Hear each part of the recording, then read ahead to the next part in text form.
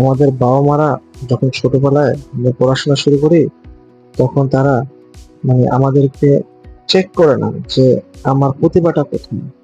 তারা তাদের একজন বলে আমার ছেলে ইঞ্জিনিয়ার হবে, আর একজন আমার ছেলে ডাক্তার হবে, আমার ছেলে বিসিএস ক্যাডার হবে, আমার ছেলে এই হবে ওই হবে। কিন্তু আসলে কেউ চায় না যে ওর প্রতিভাটা কোথায়।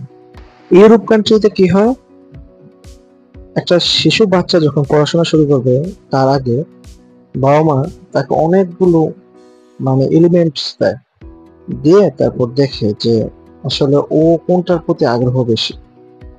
ও যেটার প্রতি আগ্রহ বেশি ওকে সেই কেন্দ্রিক ওকে পড়াশোনা করায়।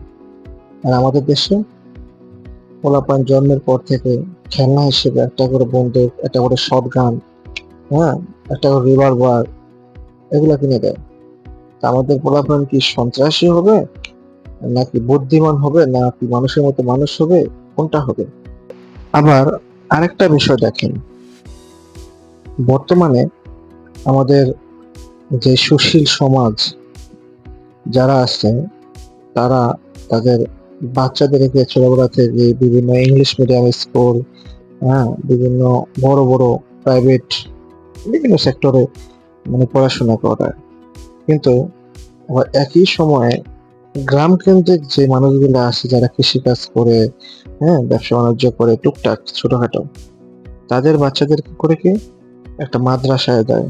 হ্যাঁ, সেখানে আসল সুশিক্ষাটা আসলে সেখান থেকেই আসে। মাদ্রাসায় একটা বাচ্চাকে যখন পড়ানো হয়, তাকে আদব কায়দা শেখানো হয়। সে কার সাথে কিরকম ব্যবহার করবে, বাবা মার সাথে কেমন ব্যবহার করবে, হ্যাঁ, বন্ধু বান্ধবের সাথে কিরকম ব্যবহার করবে, এগুলো শিক্ষা দেয়।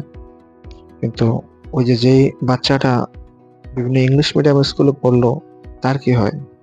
সে শুধু ওই সিলেবাসের বেড়াজালে হারিয়ে যায়, কিন্তু কার সাথে কেমন ব্যবহার করতে হবে, কিভাবে চলতে হবে, আসলে এগুলো শিক্ষা দেয় না। তাই আমাদের বর্তমান সমাজের আজকে এই অবস্থা। গুরুজনকে দেখলে সম্মান দেয় না, বাবা মাকে শ্রদ্ধা করে না, ভালোবাসে না, বৃদ্ধাশ্রমে দিন দিন বাড়তেছে। এগুলি আমাদের মেইন সমস্যা। ছোটবেলা থেকে বাচ্চাদেরকে সুশিক্ষা না দিলে বড় হয়ে বাচ্চারা তো এরকম হবেই, এটাই স্বাভাবিক। একটা বাচ্চার জীবন গড়তে প্রাতিষ্ঠানিক শিক্ষা এবং পারিবারিক শিক্ষা দুইটাই লাগে।